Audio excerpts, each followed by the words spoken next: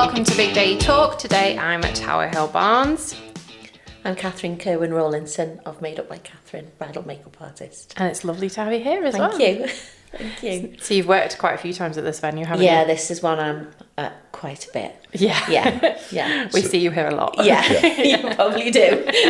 So we're actually in your home from home, aren't we? Yeah. So this is the bridal suite makeup area. This is the preparation room at Tower Hill, yeah. And this is one.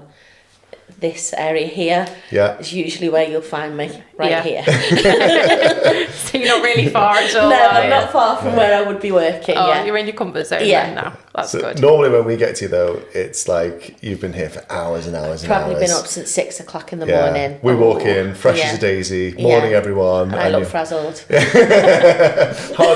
at work. Hard at work. You look how we look in about 3-4 hours. But that's a good sign there, because it shows just how hard you work. And I don't think people realise how early makeup gets up in order to get through that whole team. It's crazy. What's your kind of like earliest starts that you would ever do? The earliest starts I've done like 5 a.m. starts for weddings. Oh. But that's start though, isn't it? So you're up at what, 4 a.m? 4. Wow. If you're travelling an hour, then you've got to get up to. That's so you crazy. wonder why, sometimes you look, makeup artists don't look as fresh as you would expect. Not at 3 a.m. Well, I also think that goes in with the quotes as well, because I think sometimes people get, quotes for things like makeup or hair or whatever, and they go, that's more than I thought it was going to be. It's only a bit of makeup, and it's like, no, how about we're arriving at crazy early o'clock? We've had to go to bed super early. Yeah. To accommodate for this and deal with X amount of people kind of thing. So it's all that hidden work and hidden cost that goes into it. Because I know when we have a wedding the next day, it's no wine, no alcohol, go to bed early, make sure we're up and we're fresh. Before then, we've prepped the gear and we've spent hours and hours going through everything and checking everything. And then prior to that, we've done planning and the rest of it. So how does the journey start then? So me and Vic are getting married. Okay. Again. So let's say me and Vic were getting married, and I find you on Instagram and I'll drop you a message. Okay. So how would that go then? So you drop me a message, and I would want you to give me as much information as possible. So how many require makeup on the day? Okay. Where you're getting married? Yeah. What time's the ceremony? Yeah. And have I missed anything out? How many people did I say that? Yeah, you said how many people. How many people? Location. Yeah. Date. Date. Oh, yeah. Of course. That's a big one, isn't it? Yeah, we all need to know that wedding date, don't we? Date. Yeah, but technically this is made up right now. So. That's true, yeah. Any date you like. And then I would obviously go away, check if I'm available. Yeah. If I'm available, then I'll send you a quotation. Yeah. From that quotation, I'll give you how you would go about and book me. Yeah. From there, if you wanted to book me, I'd send you a booking and admin fee invoice, and then you would be in my diary. Yeah. And you would be booked, and then it's just a case of them keeping in touch with me, watching me, following me, saving things for inspo. Yeah. And then usually about, I would say 2 months to 8 months before that's no more than 2 months before really the wedding, and then 8 months really. So that 2 months to 8 months before, that's when we would have a trial. Yeah, because a lot of people forget that it isn't just makeup on the day, is it? There's actually the whole trial beforehand to go through what you're going to look like on the wedding day, isn't it? Yeah. So you'd have a trial, you would come to me for the trial. So I've got in my back garden, I've got a purpose-built studio. Wow. So I have like a studio where they'll come. It's not huge, it's not massive, but it's a really lovely, cosy, lovely space. You'll come, we'll have a trial, and then from there. But it's intimate though, isn't it? Yeah. You're not. It's not intimidating to then go off to like a high street shop and there's all these other people around. No. It's one-on-one. It's one-on-one. It's in my back garden. There's nobody's looking. If you went into a salon, you'd have to deal with people there who are having other treatments done. It's not. It's just you, me, and whoever you want to bring along as well. That's nice. Yeah. It's nice and comfortable, isn't it? Built for your introverts onwards. Yeah, absolutely. But I just think as well, having your makeup done on a morning, it's all very well and good just booking somebody, but you've got to get on with that person. Yeah, because definitely. they are in your face for hours. Yeah. You know, from the early morning right up until the point you leave. I mean, you've seen me, you've worked with me. I'm there to the point that bride goes down to get married. So you've got to like me. You've got to, you know. You've got to feel comfortable enough around it as well to say, you know, not just in at the trial and on the wedding day, to be able to say to you, oh, you know what, I didn't quite like last time, there was a bit too much eyeliner, or can I reduce this down? You don't want to get to the point where you've got somebody who's going to do your face and then they leave and that's how you're going to look the whole day. You want to feel comfortable to be able to say, oh, can I do this? Or I decide to change my lipstick colour. There's trust there, isn't there? You've got to build a trust, absolutely. Because we say to people, we say, listen, you know, it is important because we're going to be 6 feet away from you when we take, you know, your picture. We're going to be with you all day. Exactly. You know, we'll be there to support you, we'll be there to problem solve, we'll be there to help you through stuff, but we are going to be very close to you. You know, so I'm definitely going to shower. So, but when it comes to yourself, it's even closer. It is very close. You're right in front of people, so they need to feel that they've got that trust with that person and they've got a little bit of rapport with them. Absolutely, you've got to like me as well, and I think, you know, that goes from when you do find me on Instagram, and that's probably why I do show my face on stories and I do talk on stories, so that you get to see who I am. Because I'm here all morning with you when you're having a laugh, and I'll get involved in having a laugh with you. To a point. I'm usually busy, but actually, it's quite funny for us because when we do get to work together, we're usually carrying on conversations we had last wedding and the wedding before and the wedding before. So we kind of finish because, much like yourself, we just immediately stop what we're doing conversation-wise and concentrate on the job we're doing. So if we see something happening, we just walk off mid-conversation and go shoot that. And you'll stop mid-thing to do what you need to do.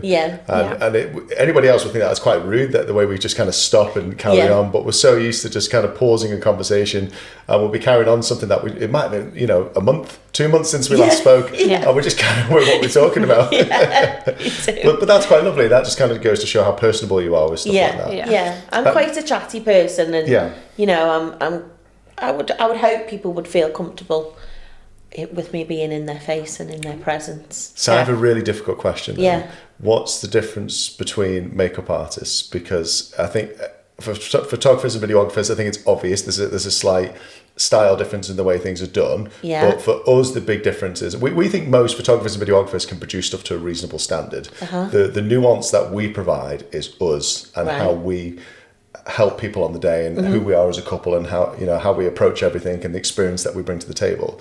How would Vicky tell if she's shopping for, because I don't think I shop for makeup artists as often as you do, but not really. No, not really.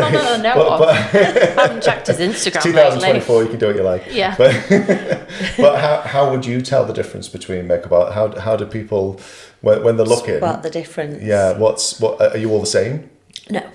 No, we're not all the same, and I think that's with everything in life, that you're not always going to be somebody's cup of tea. You know, certain shops I wouldn't shop in because that's not my style, and that's the same with makeup artists. Are there things that you do that other makeup artists don't do? Oh, absolutely, yeah. I'm very much all about if you were after a really heavy look, heavy contour, you know, very, very heavy, then you wouldn't book me. I am a naturally enhancing bridal makeup artist. That's a nice phrase. I like that. I like that. So I enhance natural beauty, and I look at I wouldn't say my work's natural, because a lot of people get sort of hung up on this whole natural makeup. Natural makeup is makeup that looks like you've got nothing on at all. Right. And it's done for television. That's not wedding makeup. That's not wedding makeup. No. Most people want glam, don't they? To a degree. It's how much glam you want. I wouldn't do the type of makeup that you would see on a Saturday night party. Right. Because I don't personally think that works all that well on photographs. And I feel like bridal makeup is that in between natural and heavier. And it sits in between, and there's a very fine line between it. I find, and I think that's where I sit. So it's called neutral makeup, not neutral makeup. So it's using neutral colours, neutral tones, still heavier techniques, but really well blended and really well executed. And that is what I specialise in. That's really neutral makeup. Neutral makeup. Yeah. Gives you. You make them look the best that they are. Yeah. Yeah, and not because you do see it with some brides that we've met them on a video call beforehand, and they normally got the hair in a scruffy up bun. They haven't got any makeup on, and you're like, oh hi, it's nice to meet you. And then on the day, you're like, wow, you look completely different because they put on a lot of, like you say, there's a lot of makeup on there that you think, wow, that's a very different person than I saw on the screen. When we do video calls, I do say to people, listen, the dress code is PJs and wine. Okay. Because when we're having our pre-wedding chat, I don't want to feel like they need to make any effort to sit there in front, because the first thing I'm going to see when I walk in the morning anyway is them without makeup and hair. Absolutely. Absolutely. But to be honest, you don't sit in your PJs though, but you do have your wine. No, that's true. Yeah. We'll try for that. We just want it to be relaxed. It's normally a juice, to be fair, because I don't really drink, but it's but there is different grades of makeup, as you say. Yeah, there is. There's different makeup artists, and what one makeup artist does is completely different to what I do. Right. So when you are looking for a bridal makeup artist, say on Instagram, you're going to look at lots of different images and lots of different pictures. But the one thing that I always say, and it's something, a strapline I've used for years, classic, timeless and elegant, and it transcends time, because you can pick up on trends. Makeup, like fashion in clothes, follows trends. If we go back to 2016 when we were doing really heavy contour, ombre eyebrows. Oh God, eyebrows. Do you remember them? Oh wow. I think every trend did it. No, but there's so many trends of eyebrows, like the caterpillar ones at the moment. I'm not a fan. I think everything every trend has a lifespan, doesn't it? Yeah, and it's not very often you look back on a trend with romance and admirance for it, because you tend to look back and go, oh. But at the time, it's the best thing ever. Absolutely. And it's the thing you should be doing, and it's what everybody's doing, and it makes total sense. And we all follow suit sometimes. We all do trends, but when it comes to bridal makeup, you're going to look back on your photographs that you guys take in 30 years' time, and you've got to still love what you see. Yeah. And I know that from my wedding, like it was 11 years ago. Yeah. And there's things I look at and I think, why did I do that? Why did I do that? Yeah. But I know that my makeup was classic. Yeah. I know that I would probably still do that makeup today. Yeah. And it doesn't make me cringe. And there are still things in makeup that you may look down 30 years down the line and say, why did I do that to my brow? Yeah. Why? And it's usually brows. It's always the brows. It's always the eyebrows. Yeah, just no, not on the wedding day. Yeah, just calm the brows down. Yeah, I agree. Keep it classic. Keep it not elegant. a fan of those caterpillars. Yeah. So what happens after they've come to the intimate trial and they've done those things? What's the next step normally? How do you remember what you're supposed to do on the wedding day after they've been for a trial? So once they've gone, obviously I take photographs of the makeup that I've done, and then I will note everything down. So what skin prep I did, what foundation I used, what techniques I used, what colours on the eyes, what palettes I've used, what eyelashes, everything gets noted down, and then I know that when I come to do that wedding. So there's definitely a science to it then, isn't it? Yeah. As well as an art. As an art, yeah. There's a lot to it. Do you ever get, here's a awkward question, I've got loads of awkward questions. No, God. Do you ever record all that, and you're absolutely right, and then you apply exactly the same stuff on the wedding day, and they look at it and go, I don't like it, or it's not for me, or something has changed. Yeah. It's normally a spray tan. Usually the spray tan that does it, Is it? Yeah, because that'll throw when they go things for a off. trial, they haven't had a spray tan, and then they decide just before the wedding, I'm gonna have a glare, I'm gonna look gorgeous. I'm getting such an education today. But then your foundation is not going to match the rest of your body. Or their skin might have changed. So what would be the top tip then for should they come with the tan they're going to have on the wedding day? Yeah, I always say if you're coming for trial, if you are going to wear a spray, if you're going to do spray tan on the day, do a spray tan for the trial. Wear something white. Right. So when you come for trial, wear something white. That's a good idea. Well, it just helps you to envisage. Right. That's a good tip. Yeah. Yeah, I like that. So always come with something white, and always come with your hair done. I'm not saying done up and just nice. Just come with your hair nice. Yeah. Whether you curl it, whether you do something to your hair, so that when you are handed the mirror by me, you aren't going to be too shocked. Because I've had girls turn up in gym gear before now with a messy bun, and you're doing a full-on face. You know, and they think, you know, this is going to be natural makeup. And then they've got this juxtaposition between this hair that's not great, and they're in a tracksuit or something like that. And then you show them the mirror and they're like there with this beautiful bridal makeup, and it just doesn't work. So by coming, looking the part, hair done, wearing white, when you are handed the mirror, you'll be like, oh, I can see it. I can see it against the white. That's really, really useful tips. That makes total sense as well. I can understand that, because I haven't seen it with yourself, but we have been in the room over the last 18 years. Lots and lots and lots and lots of weddings, obviously. And there's the odd time where, and sometimes it's makeup, sometimes it's hair. They'll get presented with the mirror and they go, oh, that's really nice. And then you can see like their faces kind of dropped because something has changed. Something's not quite what they thought it was. You know, it's more that's changed than the actual, because obviously they've applied the same thing, but then their perception of what they thought it was going to be is different. And that must be it. That must be that kind of like loose connection where they've not properly prepared. So whatever picture they've got in their head on the actual wedding day, it just looks and feels different to them, even though it's probably exactly the same as what they've had in the trial, but their perception of it's different. It's different, And then you can see the light trying to make tweaks and trying to change stuff. And it's like, but it should be what they had in the trial. It should be. But I've heard of that. I don't think that's ever happened to me, where you mentioned that. I don't believe that's ever happened to me. But I have had situations where I've been doing the makeup. I only remember them because they're super cringe. I can imagine. But to be honest, I'm going to go do something else for 5 minutes. I think when that has happened, though, it is, like you say, it's because they haven't had their hair that way. Then they haven't put the two together. The hair and the makeup haven't been the same. So they've decided, I'm going to have all my hair straight back and up in, you know, some fancy bun or whatever. And then they've got this makeup and it's quite stark then all of a sudden. And they're like, oh no. And it's like, well, that was the makeup you had. But when they had their trial, their hair was down. And it can look very different. It can look really different, That usually hasn't happened to me. I have had situations where I've done the makeup at trial and I've come to do the wedding day and I've sort of suggested a tweak. And I've gone, now I've seen you now and your skin's a lot better. Because they've worked on their skin between the trial and the wedding. Or I've seen the colour scheme and I thought, well, that eye makeup just needs this. And then it marries in with the flowers a little bit more. Or I might tweak the lipstick. That's a suggestion from me usually.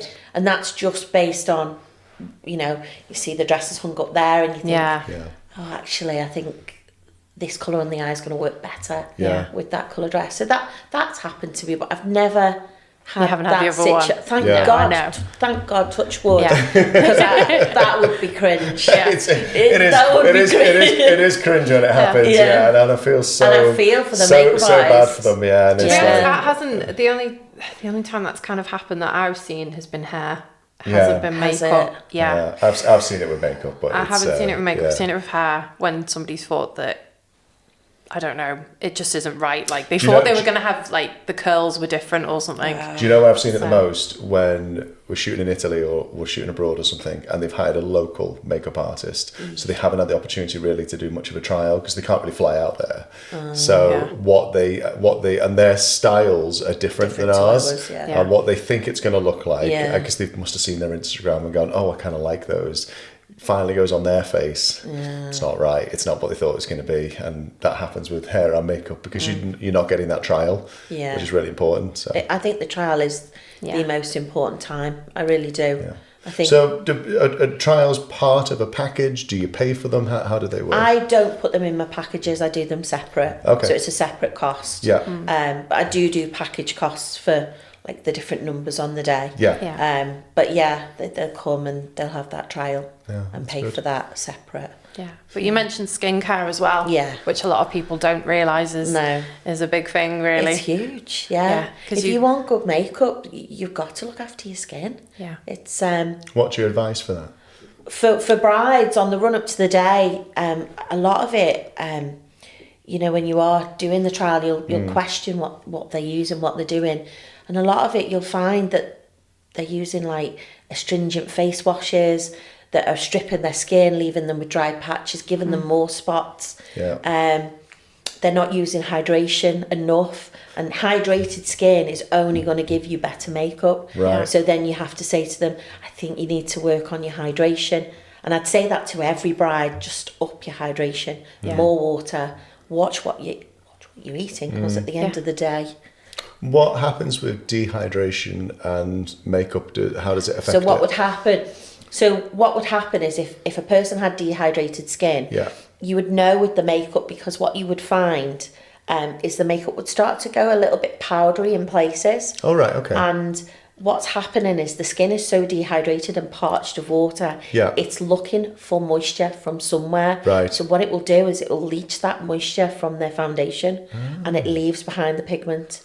And I see it so much. And I'll say to them, you know, you need to work on your hydration, maybe start introducing hydrators like hyaluronic acids, more water, what you eat, because what you put into yourself is only going to come back out your skin. Don't be having a Domino's the night before your wedding. Yeah, absolutely. You know, because you are what you eat at the end of the day. You are what you drink, she says, with a glass of Vimto. There you go. That's my drink of choice.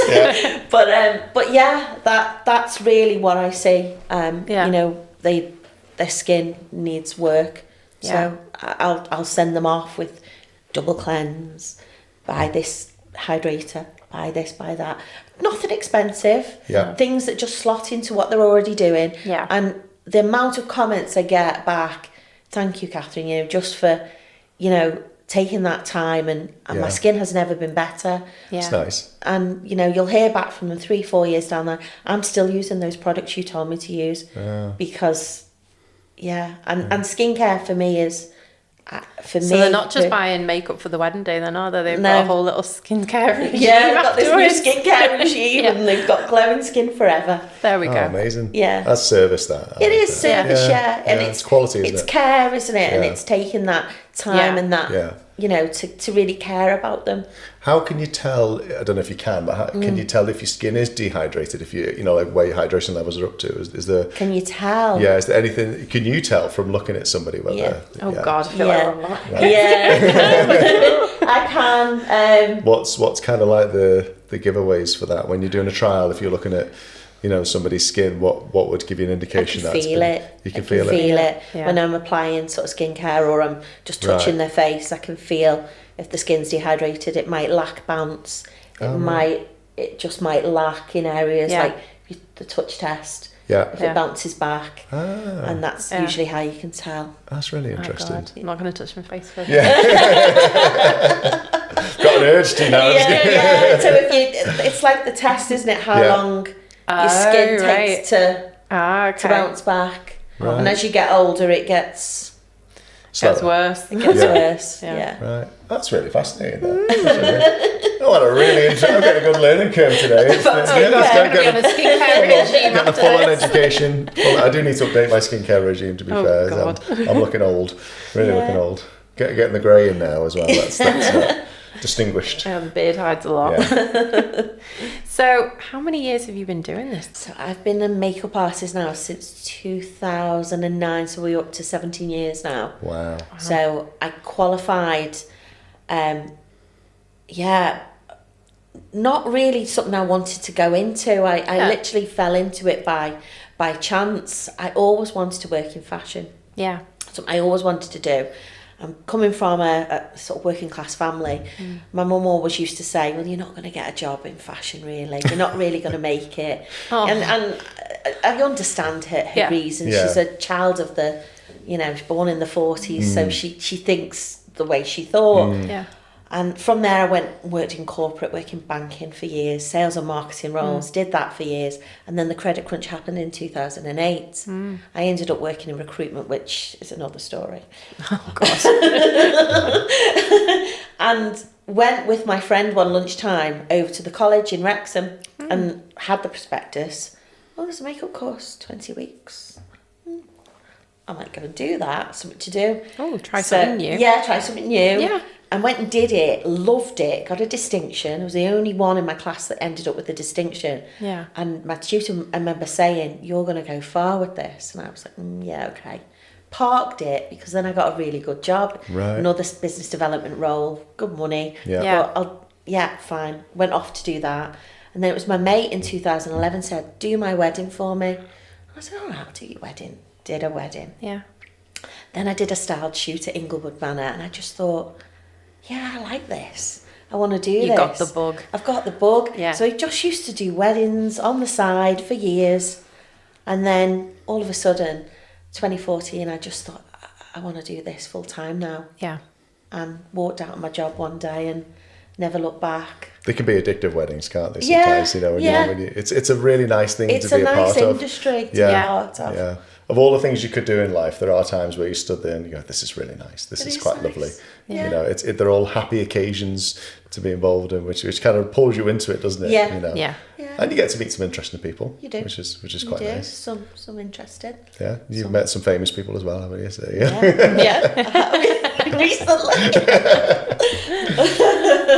So when we've been here a few times, I have seen you with like this little buzzing machine thing. What's that all about? Yeah. So my little buzzing machine is my airbrush machine. Yeah. So okay. it's like the buzzing is the compressor. Yeah. That pushes the air into the gun, and it's. I thought you were going to say something else then. Yeah.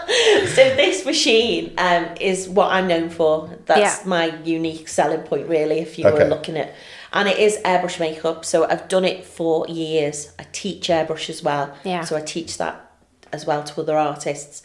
It is a perfect makeup for weddings because it's heat-proof and it's waterproof. And it contains silicone, which is known in makeup to be long-wearing, which is what you want from a wedding. You want it to last. You want it to also look amazing on photos. Yeah. And that's what that makes a lot of sense because when we've done weddings where you've done the makeup for it, end of the day, their makeup still looks amazing. Yeah. And there's a lot of times. So one of my little bear bugs is sometimes we'll get, makeup artists where they'll use our images, normally without permission.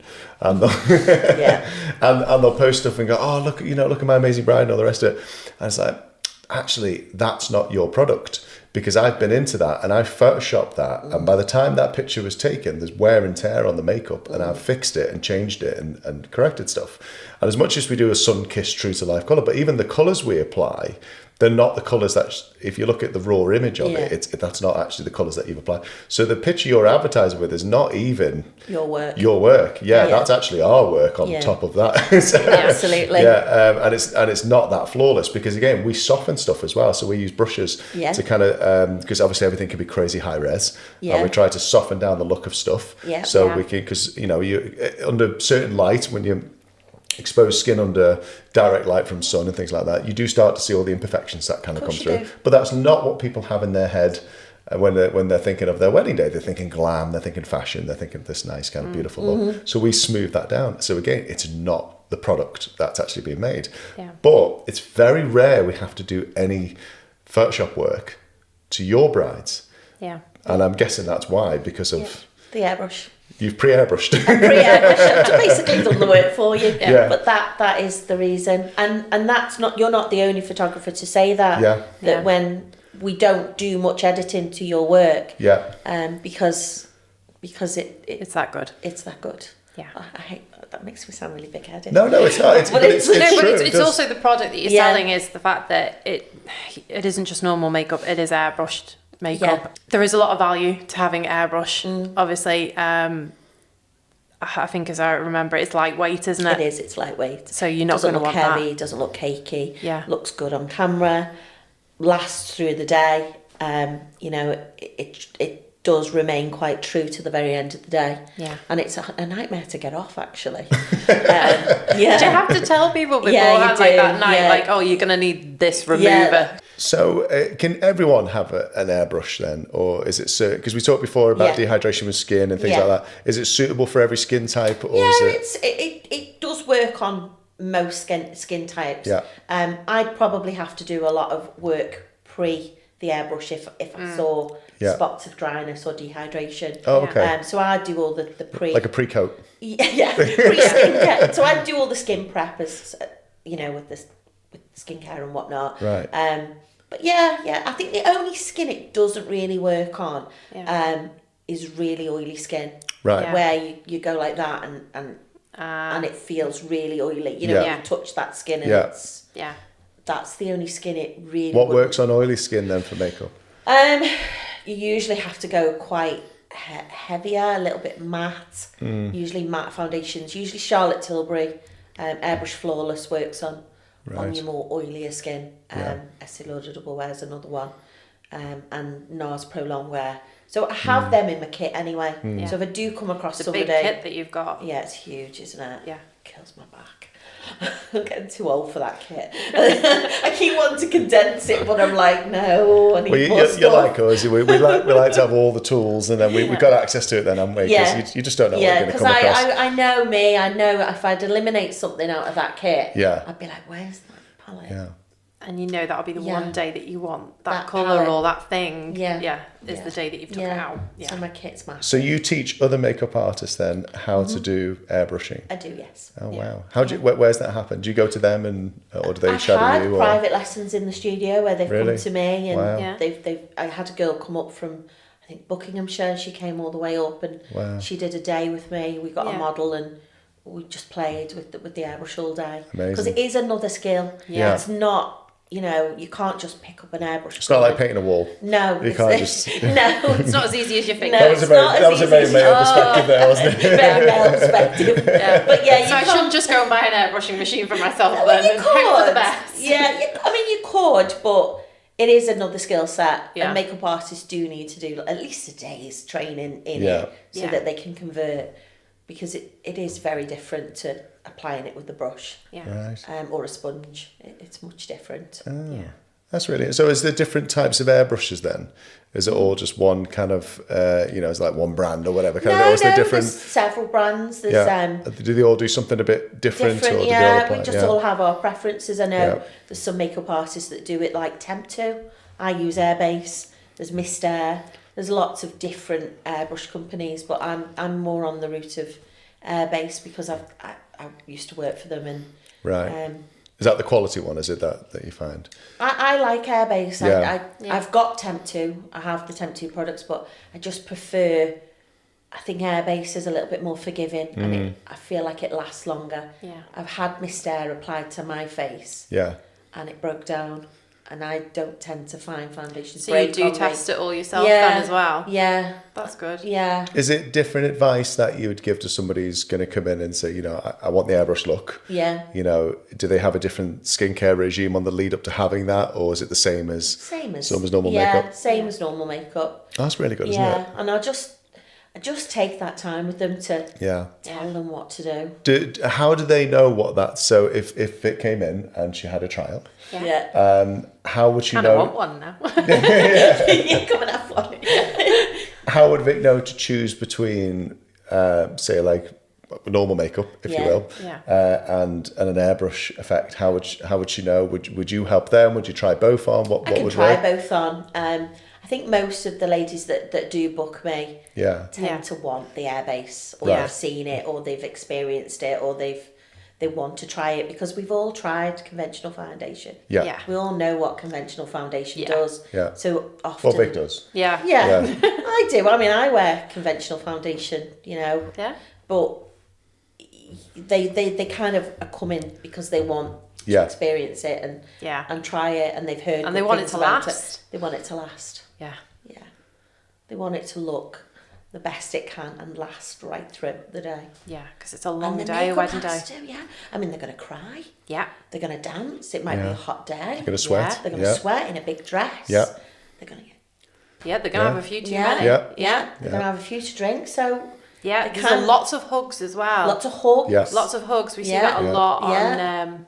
So powdered makeup the first times, because obviously we do a lot of close-up work correcting stuff on Photoshop. Yeah. And again, this is where, we get it with, soon after hugs and kisses, we'll be fixing more and more and more, because we'll see the tip of the nose, we'll see little bits off the cheek that have gone, and it is through either them touching their face or people it's transferred onto somebody else's jacket. There's noses are the worst. No, tips of noses happen a lot. We fix so much of that, and because I mean I explained this to the ladies here at Town with Mars. So when people contact us, literally the first thing we say to them is say, listen, this will be one of the more expensive quotes you get. Okay, and it's because of the Photoshop work that we do. It's because of the time we put in, and because of who we are and what we're going to do for you. Absolutely. So we're not cheap and cheerful. No. Okay, if you want cheap and cheerful, you spend less, and that person will spend less time on your photos. Yeah. And what they don't realise is the vast majority of makeup artists who just do normal powdered effects, soon after hugs and kisses, you're going to have gaps. Of course you are. And we're going to fix those, and you'll never know we fixed them. And it'll just go in as part of the service we deliver. But that costs, and that's a part of that. You'll know when somebody else has posted it on Instagram a few days later, and you go, God, what's the difference? So people go for budget photographers, they go for cheaper services, which is absolutely fine, but they don't realise that the less you pay, the less you get. And they might get X amount of images, but very little time has been spent looking at the fine details and really kind of correcting those little things where the tip of the nose and the makeup's gone, or this is gone. They're just doing the absolute boggy basic, because they need to move on to the next wedding to get the money in. Absolutely. And you get that with any kind of like low cost service, don't you? You get that with makeup artists, you know. I'm sure there's makeup artists that, I mean, I've experienced it where I've been doing the bridal party, and then another makeup artist came in, and then she just got off. Yeah. You know, as soon as done, gone. Yeah. Well, I don't do that. You know, I'm there till the very point of leaving, just to do those checks. And I probably do some photographers' heads in. But you don't do ours. No, I know. I've had it in here this year, actually, in this room, where I just was like, I spotted something as I was just about to leave. I spotted something. I was like, oh, hang on, let me just fix this. It wasn't the makeup. I think it was. That was sticking out. The hanger loop was sticking out. Hanger loops. Oh my God. Loops. So I thought, I need to fix that before you go down the aisle. So I just put the hanger loops back in, and he went, for God's sake, like that. Oh, was that the photographer? This is the photographer, and I just was like, so you were quite happy for her to walk down the aisle with the hanger loops hanging out. See, the photographer might be able to fix that later, but I guarantee the videographer or content creator would be well annoyed that was left in. Exactly. So you're doing that. There's nothing wrong with that. And that's the reason why we carry scissors with us. Yeah, that's why I carry all sorts in my kit, scissors and crochet hooks, because we're not just makeup artists. No, you're not. We're the eyes of those things that... And they've trusted you all day to take the photos, to do the makeup, and to be so close to them. And just at the end, you feel that you don't want to let them down either. No. Just before they go out that door, you want to make sure that they're looking their best and that they feel good about themselves. They're walking down that aisle, you want them to be the best of themselves. So he did.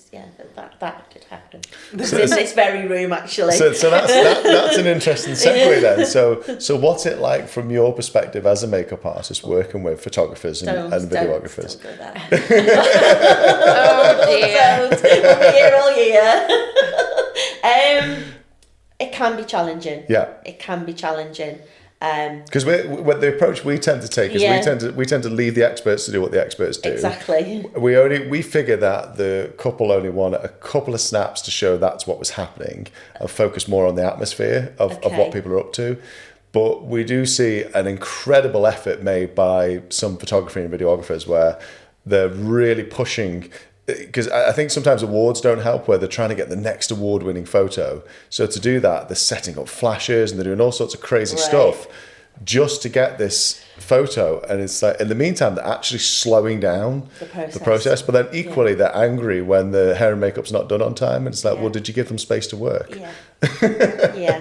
It's actually in my contract now that just allow me to do my job. You know, that time is precious, and that morning can really run away quite quickly. And it's bridal prep for a reason. It's our time, hair and makeup, to make sure that everything is perfect. Because you got to have that balance, haven't you, of telling the story of that's what happened, of course, but letting experts do their job. And it's I always equivalent to, you know, when the team downstairs are, you know, setting up, you know, the tables and you're not interfering with them while they're putting the knives and forks out, are you? No. You know, you come shoot it at the end when it's done. And most makeup artists and hair teams, even if you can't get what you want during that moment because it's a busy environment, will normally set something up for you at the end just to kind of get a little stage shot, you know. And it's but the top priority is getting everything done on time, and that's what we love about you, because you're conscious of the schedule, and you're thinking, you know, that when you're done, a lot happens after you're done. We do get some makeup artists who just don't care, and it's such a it's such a difficult, we have to really push it with the couples to kind of say, listen, if you want to do first looks with dad, first looks with bridesmaids, have a bit of time to chill, maybe do some bridal portraits, kind of do all these nice things, maybe even PJ shots, you need to have a set time when the hair and makeup's going to be done, and it'll probably be an hour before the ceremony, something along those lines, and then the next thing's going to happen. And then we build in a little margin of error, you know, because we're all human, we're all working, we're all doing stuff, things go wrong. But then if you're interfering with that hair and makeup team, how can you expect them to get everything done on time? And I guess that's quite one of the clashes that you've had from that nodding. You can tell by my face. Finally somebody said it. Oh, he said it. You could open floodgates with this one, because it is, I would say it's probably one of the biggest clashes. Whether, I mean, I've had photographers, I remember I worked with Carol on a job, and I'm sure she won't mind me saying this, it was a venue in Chester, and he was extremely rude, really officious when he came in, really rude. Oh, no. And he told Carol to move. Now, Carol, you know Carol. I know Kaz. Carol is very, very softly spoken, very soft manner. And she was really upset by it. And she came over to me and she said, he's just told me to move. I said, move from where? She said, where I stood. I said, well, you were doing your job. She said, yeah, I know. I said, well, if he tries it on me, he'll regret it. He'll regret it. Yeah. Well, he did exactly the same to me. Move. And I just looked at her, and it came out my mouth. A word came out my mouth. But I said it too loud, and the whole room just went quiet. And I was like, and then he sort of like stepped back. He was like, oh, okay. He probably needed that. He needed somebody to put him in place. He needed somebody to put him in his place. But the bride went to me. She went, that was so funny. And I went, I'm so sorry. She said, no, you were right. There's such, especially in the photography world, the ego is unbelievable. And it's like, listen, mate, you're just there to tell the story. Okay. Exactly. There's stuff that we need to do in the middle of the day where we'll communicate to the couple a long time before they even do anything else, to say, listen, we need this time to do family pictures, we need this time to... And we talked about this with Stefan and Toastmaster and all those kind of stuff. We need time we need time to do the stuff we need to do, but that time is coming up. Okay, it's not right now. We're not directors of the whole day. We don't run the event. We just communicate through the different suppliers and through the different people. But there are some crazy egos where they feel it's all about them. And it makes absolutely no sense, because all you're doing is just annoying people on the way, delaying stuff most of the time, getting in the way. Luckily though, the photographers that I do work with are amazing. The likes of yourselves, and a few others locally that I see a lot. They get it. They let me do what it's I just the randomness, isn't it? It's that sometimes just some. I had one again here who told me to get out, and then at Tindia as well. I had her a month later, and she told me to get out of prep. I was like, I haven't done the bride's lipstick.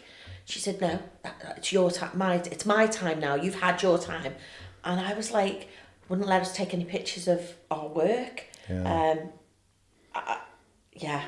that's... Do you know, literally... That puts the bride in such a horrible position, though. It was awful, truly. You know what, that stuff, that annoys me, because you think, that poor bride has then been put into an awkward position. She's trying to get ready. She's meant to be in a stress-free environment, and instead she's got somebody who's got, obviously, a massive ego. And they feel that they can be mean to people. No, that shouldn't be happening in any workplace, never mind on somebody's actual wedding day. That poor bride, that's not fair. No, it's not. Twice, it was here and it was at Tindia, and she was worse at Tindia with me. I think here I just had COVID, and I was like, oh, whatever, I'll go. You're telling me to go, I'll go. When I got her at Tindia, and she really, really chastised me in front of the bride, and it was horrific. And I remember getting into the car park, and the hairdresser being a mate of mine, And I just burst out crying. I was like, that's the worst. I would say that's the worst experience I've ever had doing this job. And that should never happen. You should never walk away from a situation feeling like you need to cry because the way somebody's spoken to you, and all you've done is tried to do your job. Yeah, but I was upset. I was angry. Yeah, but I didn't want to make a scene in front of that bride. And because you cared about their because you're protecting their experience. So by not challenging it and kind of and you're doing the right thing. By not challenging that experience, and it just makes no sense. It's absolutely baffling to me. You were talking about photos a few moments ago, and literally we had a wedding on the weekend, and we were just about to do bridal portraits, and we the makeup artist had come in and done the final, and we kind of just stepped back and let them do what they need to do because they need to make sure that everything's good. Great, that's fine. We'll get plenty of opportunity to do so. A quick snap will tell that story. You don't need to go crazy on it. So give them the space, do what they need to do, and then they took a few pictures, kind of thing. Great, but we built in the time for this because we've communicated to the couple how long we need, knowing that everybody needs to get their marketing in, and that factors into that time. Then we had the hair come in and just, do the, just checking it. In fact, actually, you put the veil in, funny enough, because it was only a simple veil. It was a simple veil. So we put it in. Hairdresser came in. Oh yeah, no, that's great. Everything's fine. And we said to her, do you need to get anything for your marketing before you go with your phone? I don't use the word marketing over there, but I said, do you need to get any snaps on your phone? Yeah. I know exactly what they need for. I said, oh yeah, no, that'd be really great, thanks. And I think because they're so used to just kind of being pushed out the room. And it's like, no, if you just give people the space to get the stuff they need to get, and then we'll get time with them and we'll do the stuff we need to do. Instead of pushing back the other way, and just respect the fact that everybody's running a business. Everybody needs to get their little bit of marketing for their next client. Totally understandable. And just give people that bit of space, but factor it into the time. Communicate it to the couple. The couple can communicate it to yourself. And then your finish time, which means everything kind of falls into that, and it works really, really well, and it's really effective. And everyone's happy. Everyone's happy. Bride's happy. There's no scenes caused. And everybody wins. Everyone's happy, and more importantly, we made some new friends. Because when we hadn't worked with them before, and when they left, they were really happy. And it was great. And they'll go, I remember you last time. He's all right, him. And then you sometimes get that photographer that you haven't had a good experience with come back, and you're almost like, oh no, not that much. And that shouldn't be a thing, should it? Be like that. But it's also, we're all trying to get the bride down the aisle. Of course we are. We're trying to get the couple down the aisle, and it's one of those that there are times where maybe things have been delayed, not for, could be for any number of reasons. And sometimes you need that actual person to go, can you give me a hand getting the bride in a dress? Because the bridesmaids have suddenly had to all disappear because they've got the most complicated bridesmaids dresses to get into. Those tie ones. Oh, those multi-way ones. Oh, yeah. and they've had to leave, and there's a bride stood there starting to panic, and it's like, right, we need a full team on this. And sure enough, you're one that'll jump in straight away, crochet hook, like you say, straight in on this, let's get you in your dress. You need to be able to work as a team. Of course you do. So anybody that's going to go and make somebody feel bad, I'm sorry, but just shows that they're not working as a team on that wedding day, and that is not somebody that you'd want on your day. Some of that, it's a difficult one as well, isn't it? Because sometimes it's a lack of experience, and then sometimes it's too much experience. When they've been around too long, they get a bit too big for their boots, and they feel like they're in charge of stuff that they're not, because you don't run the day. No. As much as the couple will have a lot of interaction with you, you're not in charge of anything. No, you're not. But you get the other side too, and it must be difficult for couples to try and work out who they should be booking, because you can have people who are fairly new who can have a nice, pretty, shiny Instagram, and it looks like they know what they're doing. But how are they going to interact with everybody on the day? Exactly. And how are they going to make everybody feel? And and there's nothing worse than having a scene first thing in the morning between suppliers. Before you've even, let alone the nerves of the wedding day. Exactly, on top of but that. To have suppliers fighting against each other. Suppliers your suppliers who you've booked being told, right, you're done now, go. By the photographer. And it's horrible, isn't it? And it's embarrassing, isn't it? And as well as that, they're not going to want because they've then got to be stuck with that photographer for the rest of the day, knowing that they've been an arse earlier on. You're not going to want to be around them. I tend to try and shoot when makeup artists and hair teams say goodbye. I'll normally shoot the fact that the bride will give them a hug, because that's person that they've booked, they'll have a nice relationship with them.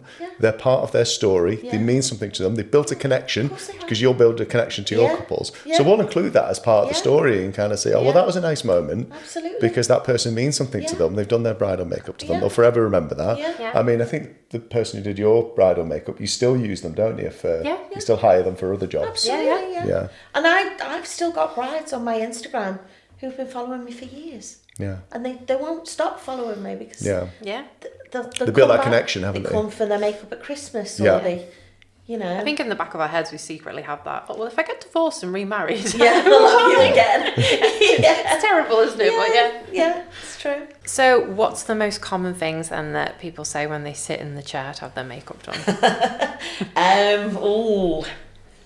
Don't make me look like a clown or a drag queen. Is probably one of the most common that I hear. Which I sometimes find it a little bit insulting when they say that, because they're probably just being joking, but yeah, because my work doesn't look like a clown. No, and they've obviously seen somebody else have their makeup done by you. Yeah, so that's what I hear a lot. But again, it's not something I do. You should get one of those little, foam noses. Okay. Yeah, there you go. There you go. Stop them straight away going, you didn't want this then. You didn't want that, yeah. Maybe try that, definitely. See how that works on the next wedding. So obviously you go to a lot of different venues. Yeah. I mean, we're in a great one here, aren't we? We are. For actual space and room. Yeah. I'm guessing there's a few which aren't that great. Sometimes you're working out of hotel rooms. Yeah. With very little natural light, very little space. You've got to contend with a bed. Yeah. Bedside tables, little gap, and then you're working in that little gap, and then you add in lots small and lots mirrors. of people, small mirrors. That's always not great. But these venues now, this one in particular, Tower Hill, they have these purpose-built dressing areas, preparation rooms, and I think they're fantastic. Yeah. As long as they're open at a decent time. Right, okay. So if they're open, I think they let us in here at 8:00, which I think is quite reasonable if you're working on an average wedding of bride and 4, bride and 5, 2:00 ceremony. That works. Yeah. There are some venues that'll say you can't get in till 10 a.m. Ooh, that's going to be really tight. It's always very, very tight. So you end up having to start elsewhere. Yeah. Then you've got the whole rigmarole of moving and then setting up again. So putting your kit out in one place, packing it down. How long does it take you to do kit setup?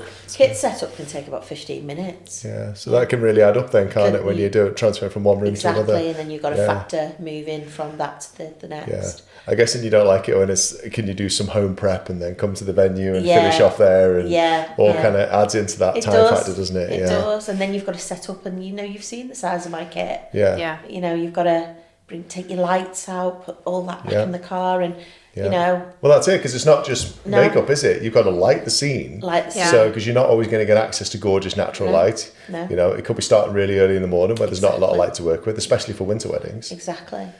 And then you're having to move, and then they're saying 10:00 start. That's one of my biggest bugbears. And that particular venue, I just say I'm booked now. Yeah. If I get an inquiry for that particular venue, I'll just say I'm booked, I'm afraid, because I just know it's not. You're not the right fit for it. I can't deal with the move from this to that. It's too much. But these places now that have these rooms, it's great. Yeah. One of the best ones who've really got it good is West Tower, near Ormskirk. And I know it's a bit of a mission for me to travel to, but they really, really understand. They've got a bridal prep area. Yeah. It's almost like an apartment, and then they've got the rooms upstairs, and it's isolated from the wedding the night before. Yeah. And then you've got this great space to work from. Yeah.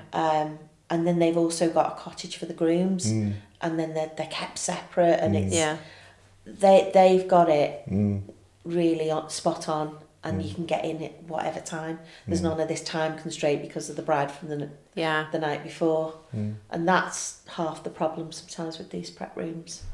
I like that prep room. The only thing I don't like is the gigantic TV that's in there. There's a big telly in there, isn't there? Yeah, from a visual point of view, when they don't look classy in photos. That's one of my better bugs about kind of these purpose-built venues, especially. They keep putting these massive TVs in there, and it's like, and they just look terrible in the background. It's there are some places that absolutely nailed it with the amount of like a small TV.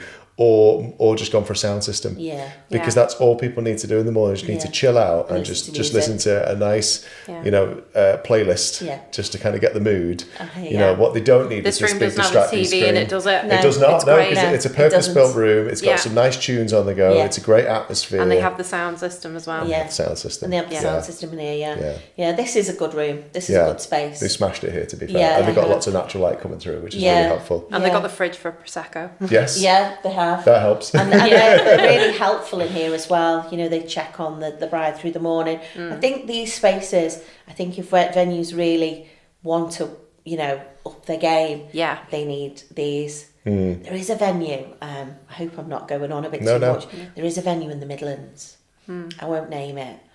And it's a part of a chain. They've got these different locations throughout the Midlands, more sort of this side of the Midlands though. And wow, that bridal prep room in one of them is just horrendous. Really? Yeah. What makes it horrendous? Well, it's down in a basement. Oh God. So there's zero light. But then the lights that they do have in there are orange. Yeah. No. So they cast a yellow shadow on the face, and then the walls are painted dark. So you're in a basement with no natural light. Yeah. And then these orange lights hanging down, and that sounds like more like a man cave than a bridal suite. Who's thought that one? And even for us, when we get things like man caves and stuff in college, I think they're nice to hang out in after you're dressed. So we do all the prep for chaps, especially in a nice lighted area, maybe nice leather sofas or something. Something that kind of has a bit of class to it and has nice light coming through. Once that's done, if you then want to go play and chill, great. Go play in one of those areas where you can do that. But actually getting ready, you want there to be some nice lights. Safety girls. They need light. They need nice light coming through. Or at least supply proper ring lights. Natural light is a massive thing for prep areas. It's so underrated. It is. It just feels like they prioritise the huge TV screen, so you can tell like a man's been in here and designed this room. I've never ever known a bridal party to want to put a telly on. No. I've never. It's always a playlist. It's just for music. That's all they ever use it for. Yeah. The radio, or they've made a playlist on Spotify. That is what the rooms need. You end up with this like ugly gold FM logo at the background. And all these like gorgeous scenes happening. Mum may be shedding a tear, and it's all very romantic and beautiful and lovely, and she's having this nice moment. You got Heart FM in the Heart FM, yeah, I can imagine. It's very true though, and it happens all the time. Yeah. So, have you got any funny stories then? Oh God, don't. Okay. There must be some. There's hundreds. I mean, there's so many. Is it what's appropriate? Is that? It's what's appropriate for this podcast, really. So my plan. Let's start off with inappropriate and work our way backwards. Do you want an appropriate one? They're all a bit inappropriate. I want to write a book, actually. I mean, I've wrote several chapters. I mean, you've read one of my chapters. Yes, I have. And I thought, you know what? I think you really should. I think it'd be great to see that perspective of it. Just the memoirs of a bridal makeup artist. So there was a wedding I did years ago. I'm not naming the venue, I'm not naming the location, but I was booked on an all-day thing. So I was booked like we did in September. I was booked to stay all day and do touch-ups through the day. And I remember saying to this bride, I'm going to be up in that room at about 6:30. So we'll do the makeup between 6:30 and 7, touch-ups, change of look, and I'll be up there. So she said, okay, great, fab. So there was a lot of that going on, drinking through the day and, merriment and whatnot. And I obviously was there, I could see it. And I headed up to the room, about 6:30, headed up to the room, and I knocked on the door. Yeah. And there was no answer, so I just thought, oh, no, they're not in here, so I'll come in, I'll set up. Open the door, and there's the bride and groom on the bed, doing the deed. So I literally stopped in my tracks. I was like, okay, right. And the worst thing, at the worst point, he goes to me, I won't be a minute, love. I won't be a minute, love. Oh, and then I just like froze and just like was like, okay, what's up to you? There is another story. That wasn't long ago, actually. That was only, it was a photographer again. Sorry, photographers, I do love you. You don't need to whisper, it's okay. Sorry, it's right. Oh no, I know. I love the sordidness of it. I feel really bad. Yeah. He said to one of the bridesmaids, she'd had all her hair taken out of rollers and it was all back-combed. Yeah. And she said, don't take a photo of me looking like this. Don't take a photo. And he goes, oh, no, it's all right, love. It's not for the album. This is for me bank. Me bank. Oh. Me bank. No. But then 2 weeks later, one of my mates worked with him. And the bride's getting into a dress. You know, that really lovely moment when the bride's finally getting into a dress. And he farted. Like a big loud fart. Same photographer in the room. And my mate was like, really? Oh. In that beautiful special moment. That magical moment, the photographer farted. Oh, I hope she had a lot of That's not my story. I know. That's not my story, though. That's one of my hairdresser mate's stories. That's not cool. It's not good. Yeah, no. I mean, that's one of the benefits of having... Vic, when we work together, is that Vic can just, she'll do as much as the bride's wanted to do, you will. Yeah. She'll just go in and she'll sort the bride out. And that way mums don't need to get down on their knees and bridesmaids don't need to do all that kind of stuff. We're putting shoes on and all that kind of stuff. But she'll just get the bride sorted. Yeah. And it just means that I'll get an invite in when it's, it's appropriate. Absolutely, and, she's PG and everything's great. Yeah. Everyone feels comfortable. Everyone's happy. And it's keeping that atmosphere and keeping that comfortable level. And I always ask the bride as well, I'm like, do you feel decent enough for me to ask Mike to come back in? Yeah. And they'll always say, oh, they're fine, I mean, you get some brides who are not bothered at all. No, and they're like, you can come in now. You're like, no, he's still my husband. Yeah. I'd rather earlier this season was, to be fair, the day started with, I walked in and it must have been a good dozen half-cut girls very early in the prep by that stage. Oh God! And it was they all started chanting, "Take it off, take it off." They thought it was the stripper who came. I was like, we haven't even started yet, but okay, this is going to be a fun day. And then I think later that morning, I said, "I'll just give you a bit of privacy while you get sorted." You could say, "Oh no, come on in, Mike. I want you to see me." Oh what? You do get some very happy brides. It's fine. I'll wait. Don't worry. There's nothing I need to be in there for. Don't worry about it. It's like I'll get the classy, elegant bits at the end. Don't worry about it. It's nothing I haven't seen before. I'm quite happy just being in the corridor. Wow. No problem at all. Wow. It's mad, isn't it? Yeah. So we had another story from, and again, because this would be good fitting for this. So we had another story where, again, I won't name the venue, I won't name the place, but downstairs they have a lot of cameras, and it's a house kind of situation. Okay. And upstairs, obviously, have the bedrooms. Yeah. And a lot of people are in that house in the morning doing final prep and bits and bobs and whatnot, and they have it there for security reasons. It makes total sense. Yeah. But of an evening, the house is mainly just for the couple, or maybe somebody else's, a couple of family members that stay there. And a lot of the times they forget that the cameras are there. And of course, there's a lot of drunken shenanigans over the dining room table, on top of the countertops in the kitchen. And of course, the security team are just kind of, watching this porn unfold. Oh my God, I'm trying to think which venue this. I've got a good idea. Again, I'll tell you off air. But it's just so funny when you hear those stories and hear all the things that go on once you've gone. That kind of go on. Yeah. I see it when it's quite sedate, but I have been, to all-day weddings, and it does get wild, doesn't it? Yeah. Yeah, and there's a tipping point as well with people like we were again, I won't name the venue and stuff, but you are getting to the stage where, we should probably do the sparkler shot, or we should probably do this thing now, because the guests have been really heavily day drinking, and either the drugs have started, or they're like, urinating on the grounds and stuff like that. Really? So yeah, usually the guys, usually, and you're normally at that stage where you're like, they get into that rowdy point, where we're kind of etiquette's going out the window, and we're just getting into that silly drunk party stage. So anything you ask of people is just gonna fizzle away, kind of thing. So you don't want them operating sparklers. I don't see that side of it. Yeah. That's the other end of the spectrum that we get to. To be fair, I have stayed where I've done glitter bars at night. Yeah. And I remember doing one once, and this fella, he was so obnoxious, and he goes, "Paint me head." Kept going, "Paint me head," and I was like, "You want me to what?" He went, "Paint me head." So I thought, and he was just horrible. So I got a load of glue, and I just went like that, painted the glue on top of his head, and just poured the glitter on his head and went, "There you go." But he was really, rude to me and arrogant to me. "Paint me head. Just go on, paint me head." Oh God, he's probably waking up in the morning and thinks, "What the hell did I do last night?" What does it take to get that off?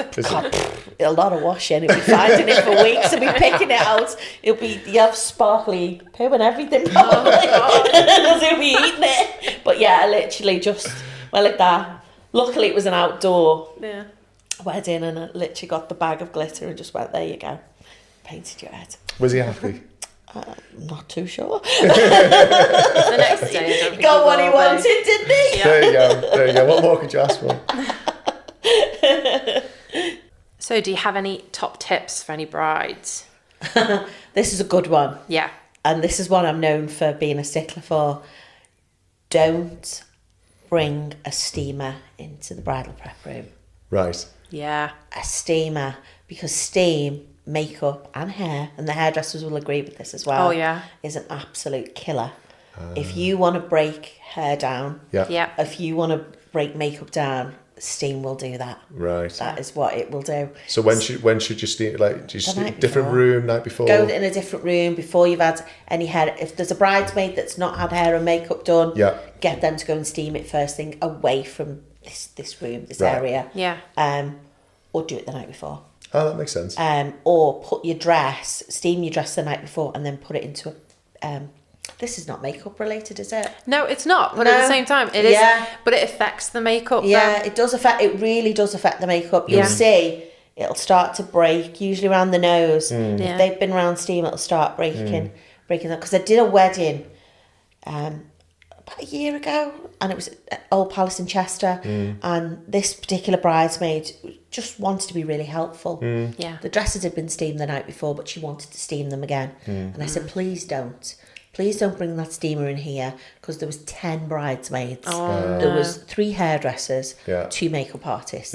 The room was already, you know what that room is. It's quite a compact room. And it was already warm in there. I said, please don't. Just take it out, do it somewhere else if you're going to do it. Well, she did it as soon as she'd had her hair done and her makeup, and took her mate up there who had oily skin. Off they go, steaming this dress, and then come down half an hour later. Oh, my makeup's all broken down on my nose. And I was like, well, I sort of did tell you, don't do it, because steam is a killer. So top tip then is to, if you're going to do steaming on the wedding day itself, do it the night before ideally. Do it the night before ideally. If not, do it before your makeup. Before your makeup and away from this area. And before your hair. Before your makeup. Send a bridesmaid who's not on the schedule quite yet. Send them off first thing, go and do it away from this room. That's a great tip. And then the other tip is put your bride's dress in a duvet cover. If you've steamed your dress, put it in a duvet cover, because the duvet cover then allows the dress to be in that. Allows it to, rather than in its little bag. Allows it to drop and then out. Because if you steam it, put it back in its bag, it's going to get creased again. It just allows it to be protected, but it allows it to drop out and covered. Yeah, that's really good. It's a good tip, isn't it? Yeah, But it's not a makeup tip, I'm afraid. But that doesn't matter. No, but it affects the makeup. Yeah, it's all about wedding day tips from our experience. And I'm sure there's a lot of hairdressers that There is another tip. This is a makeup tip. Have a lipstick. Yeah. A lipstick or a lip gloss in the shade that I've used on you. Yeah. So a trial, I'll put a lipstick on you, or I'll give you details of lipsticks to go out and buy. Okay. That blotting sheets. Okay, Those sheets, you know, to blot any oils away, because if you go especially on hot days, on hot days, if you go putting powder every time you see shine, all you're going to end up by the end of the day is a cake on your face. Yeah. So just blot it rather than powder, and then maybe powder twice in the day. Yeah. Have a pressed powder as well. That's really good. That's my top tip. So one of the tips to add into that is what we try to recommend is having a copy of your lipstick, or the original's fine. Is I normally ask them to just pass it on to me. I have a vanity mirror in my utility belt anyway, because there's always moments where things need checking. It's not always for me. But I'll normally recommend it, because I'll only be 6 feet away from them before they do anything really important, whether it be just after they've done hugs and kisses with their guests, before they do confetti, before they do portraits, before they walk in the room at the wedding breakfast. I'm normally the person who's really, really close to them. Bridesmaids are off in that direction, their handbags normally off in that direction. It's not normally nearby, but I'll normally carry it on me, so as soon as they want to top up, I'm not far away, I can... Or if we actually see it, you know, because most of the time we are looking down I'll normally lens remind and we'll them before they go in, no. do you want, you know, we've just done lots of portraits, they've done lots of smooching, do you want to do a quick top up before you walk in the room? Before you go in the room, yeah. I think that's important. I think that's something that's so overlooked. Yeah. Because once I've gone, I've gone. Unless you pay me to stay, which I do. Yeah, but ultimately, once I've gone, I've gone. Yeah. And your lipstick could be halfway up your face if it's red. Yeah. So, any other top tips? No, I think that's... Those are the key they're ones. the key ones, really. Yeah. Cool. Keep that steamer out of prep. Okay. I might sound like a bit draconian saying that. No, not at all. I totally agree with you. You we see it. You see it. We see it, and we try to warn them, but some people really don't want to take the warning. Listen, do they? So, just to say, big thank you for coming on the podcast. Thank you. Oh, that's ace. Yeah. Oh, fudge. Everyone likes fudge. Yeah, I know someone at home likes fudge very much. There you go. There we go. So you survived the podcast. Thank you so much. I was very nervous, I'm not going to lie. Yeah. So massive thank you for coming on and talking to us. You're welcome back anytime. Really lovely to kind of get your perspective on stuff and hear some tips and some stories. So it's been really lovely to catch up with you outside of a wedding as well, which is quite nice, because we're normally working very hard. We're normally working, but it's always nice to work with you guys. It's, thank you very much. It's a pleasure. Always a pleasure working with you too. So thank you very much for your time today. Thanks for coming. Bye for now. Thank you.